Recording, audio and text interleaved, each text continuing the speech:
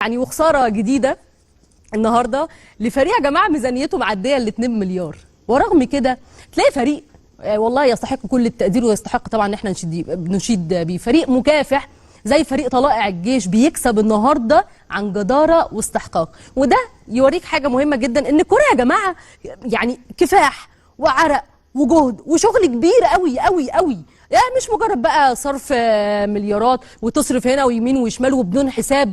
المهم بس ايه؟ نعمل صفقات كده. ما هي يا مساء الفل على كل اخواتي الاهلاويه، واهلا بيكم في فيديو جديد من صوت المدرج. هنا هنرد على كل الاشاعات وعلى التدليس اللي بيحصل في قناه الزمالك وكل الاعلام الزملكاوي. وزي ما انتم عارفين ان هو محتواهم يعني معمول علشان خاطر الاهلي وبس. يعني تلاقي مثلا قناه زي قناه الزمالك هي طول الوقت او ال 24 ساعه شغاله بس تجيب في سيره الاهلي. فاحنا هنا كل اللي هنعمله هنجيب الفيديوهات بتاعتهم دي وهنرد عليهم بطريقتنا. فيلا بينا نشوف مين اللي معانا في اول فيديو ونرجع بعد كده نرد عليه. يا جماعه لاصحاب الاحصائيات، خالد طلعت انت جامد في الاحصائيات، في ناس كتير جامده، عبد اللطيف فوزي. يا جماعه عايزين احصائيات. هل حصل في تاريخ الانديه المصريه والافريقيه، او خليها في تاريخ الانديه المصريه، ان فريق لعب في رمضان الساعه 9:30 بالليل يوم الاربعاء وراح لعب على بعد 9 ساعات في الكونغو برازافيل الساعه 3 وهو صايم بعد 48 ساعه من لقائه في الدوري العام؟ حصلت ولا ما حصلتش؟ لو حد عنده احصائيه يا ريت يبعتها لنا والنبي يا جماعه ويقول لنا، عشان برضه الاحصائيات مهمه جدا في توثيق اللي بيحصل. يعني الفيديو اللي انتوا سمعتوه ده بندق بيقول، يعني بيتكلم يعني على نادي الزمالك على انه لعب في الدوري وبعد كده راح يعني سافر دوله علشان خاطر يلعب مع طبعا مركز شباب زي ما انتوا عارفين، او زي ما انتوا عارفين بطوله الكونفدراليه. اصلا كل الفرق اللي فيها اصلا يعني تحس ان هو عباره عن دوري مدارس. فهو طالع بيقول هل في فريق او في حد ممكن يطلع لي احصائيه ان في نادي لعب بعد 48 ساعه؟ هو انا بص، انا عايز اقول لك على حاجه. هو الاهلي حصلت معاه كتير، ولكن انا برضه مش هرد على الحته دي. انا عايز ارد عليك في حته يعني اللعيبه صايمه. اللعيبه صايمه باماره ايه؟ يا راجل ده لعيبه الزمالك اتفضحت فضيحه المطهر. لعيبه الزمالك ما فهمش واحد كان صايم النهارده. لعيبه الزمالك على مرأى ومسمع من الجميع، ويعني الفيديوهات ماليه السوشيال ميديا وكلهم كانوا فاطرين النهارده، مع ان انت اصلا بتلاعب يعني دوري مدارس. انت بتلعب اصلا في دوري مدارس، انت بتلاعب فريق مركز شباب. يعني لو جبت اقل فريق عندنا النهارده المفروض يروح يكسب الفريق 3-4، ولكن انت النهارده بتفطر. في حين ان لعيبه المنتخبات ولعيبه الاهلي كانوا بيلعبوا في يعني مباريات اقوى من كده في افريقيا، وكانوا بيروحوا يلعبوا صن داونز وبيبقوا صايمين. فانت النهارده مهتم لي بحته ان اللعيبه بتلعب بعد 48 ساعه وما اعرفش ايه، وكل ده ليه؟ عشان خاطر الزمالك يا جماعه مظلوم. كل ده بيدور برضه في حته ان ايه؟ المظلوميه برضه ما طلعناش منها هي. فدي عاده الزمالك وعاده اعلام الزمالك وجماهير الزمالك، هيفضلوا في حته المظلوميه. هيطلع لك واحد دلوقتي يقول لك ايه؟ ما طب وايه يعني؟ ما هو ايه يعني؟ انت سبت ان هو بعد اللعب بعد 48 ساعه وجاي دلوقتي تتكلم على موضوع الصيام والفطار؟ انا بس مش برد، انا يعني برد بس على اللي انتوا بتقولوه، برد على اللي انتوا بتقولوه. واذا كنت انت بتقول في فريق لعب بعد 48 ساعه، طب ما في فرق بتلعب برضه في افريقيا وخصوصا النادي الاهلي وبيروح يلعب وهو صايم واللعيبه ما بتقدرش تفطر. يا ريت بس نخف نغمه المظلوميه دي شويه. الكلام بيبان قدامك ان هو ايه؟ انا بشوف يا جماعه الاحصائيات، بشوف لو حد لعب ولا ما لعبش. بس هو الموضوع مش كده خالص، الموضوع هو ما فيه المظلوميه لا اكتر ولا اقل. يلا بقى نشوف الفيديو اللي جاي ده ونرد عليه رد يعني يليق بيه. وموعد الحصاد اليومي على شاشه قناه النادي الاكثر تتويجا بالبطولات القاريه في القرن العشرين، ونادي القرن الحقيقي بالنسبه للزملكاويه. في البداية طبعا لازم نقول يا مساء الفل على أصدقائنا الأهلاوية، ويا مساء الفل على كابتن إسلام اللي كان عنده بعد نظر. يعني وخسارة جديدة النهاردة لفريق يا جماعة ميزانيته معدية ل 2 مليار، ورغم كده تلاقي فريق والله يستحق كل التقدير ويستحق طبعا ان احنا نشيد بيه، فريق مكافح زي فريق طلائع الجيش بيكسب النهارده عن جداره واستحقاق. وده يوريك حاجة مهمة جدا، ان الكورة يا جماعة يعني كفاح وعرق وجهد وشغل كبير قوي قوي قوي، يعني مش مجرد بقى صرف مليارات وتصرف هنا ويمين وشمال وبدون حساب. المهم بس ايه؟ نعمل صفقات كده. ما هي الكوره لو عايز بقى تعرف او تبص على الكوره عندنا هنا في مصر، الكوره هي الزمالك. ليه؟ الزمالك بيكافح في ظروفه الصعبه، لا هي يا جماعه بقى بالكباري، ولا هي بتفريغ اللعيبه من الانديه، ولا هي بخطف اللعيبه من الانديه. عملت كل ده وفي الاخر مفيش. الكوره مش صفقات صفقات كيد. يعني الكوره برضو مش مليارات، عقود لعيبه بمئات الملايين، لا لا، كلام كتير قوي يتقال النهارده، واحنا بقالنا كذا يوم بنقول الكلام ده ومش عاجب الناس، مع ان والله الكوره في مصر لو عايز تبص اللي الزمالك بيعمله، كل التحيه والتقدير لنادي عظيم زي نادي الزمالك، نادي يعني بيكافح بأقل الامكانيات. كالعادي مذيعه بدل ما تشوف يعني المشاكل اللي عندهم في الفريق وتشوف الفلوس برضو اللي هم صرفوها، يعني هي بتقول لك فريق ميزانيته عدت المليارات. طب ما انتوا صرفتوا قد ايه؟ يعني انتوا صرفتوا قد ايه؟ هو مش بالكلام، انتوا اكتر فريق صرف في الانتقالات اللي قبل اللي فاتت، الانتقالات الصيفيه، اكتر فريق صرف، مش في مصر بس، لا انتوا اكتر فريق صرف في قاره افريقيا كلها. ولكن هو التدليس كمان. مساء الفل على اكتر نادي اكثر تتويجا في القرن اللي معرفش ايه، لسه برضو عايشين في نفس النغمه هي ما بتتغيرش. لا، وتقول لك ايه؟ تقول لك الزمالك بيكافح، لا هي بقى بخطف اللعيبه ولا هي بعمل الكباري، والزمالك بيكافح ضد كل الظروف. ايه بقى كل الظروف؟ انا مش عارفها. طب ولنفترض حتى لو في ظروف، هو مين اللي عمل الظروف دي؟ هل النادي الاهلي هو اللي عمل الظروف دي، ولا انتوا منكم في بعضيكم؟ مجالس الادارات بتاعتكم على مدار التاريخ هي اللي عملت لكم المشاكل. ايه بقى دخل النادي الاهلي؟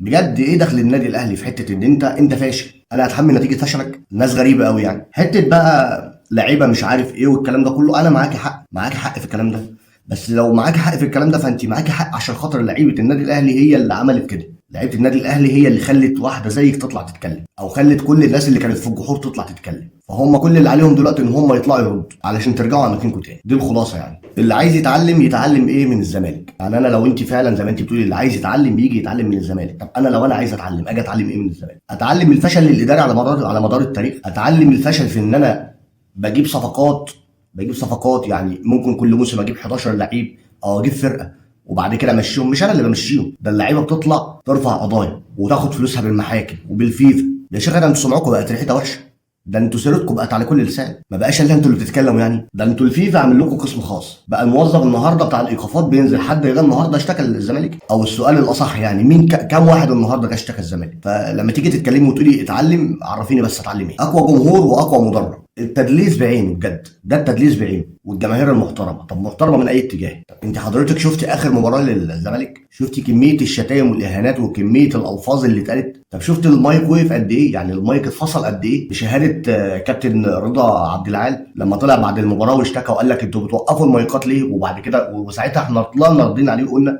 ان علشان خاطر الالفاظ اللي بتتقال في المباراه ما ينفعش اصلا حد يسمعها. اي تدليس واي كلام واي هري في اي هري وخلاص. مليارات وتصرف هنا ويمين وشمال وبدون حساب، المهم بس ايه؟ نعمل صفقات كده. ما هي الكوره لو عايز بقى تعرف او تبص على الكوره عندنا هنا في مصر، الكوره هي الزمالك. ليه؟ الزمالك بيكافح في ظروفه الصعبه، لا هي يا جماعه بقى بالكباري، ولا هي بتفريغ اللعيبه من الانديه، ولا هي بخطف اللعيبه من الانديه. عملت كل ده وفي الاخر مفيش. الكوره مش صفقات كيد. يعني الكوره برضو مش مليارات، عقود لعيبه بمئات الملايين، لا لا، كلام كتير قوي يتقال النهارده، واحنا بقالنا كذا يوم بنقول الكلام ده ومش عاجب الناس، مع ان والله الكوره في مصر لو عايز تبص اللي الزمالك بيعمله، كل التحيه والتقدير لنادي عظيم زي نادي الزمالك. مفيش كلام يتقال غير ان ده منتهى العبث. بتقول لك صفقات كيد وصفقات قطف لعيبه مش عارف من الانديه ومش عارف يعني اي كلام في اي كلام بيتقال. صفقات كيد يعني زي مين مثلا؟ يعني زي مين؟ زي احمد مثلا سيد زيزو. طب احمد سيد زيزو ده لاعب كان عندك وانت ما عرفتيش تجدديه، انا بقى ذنبي ايه؟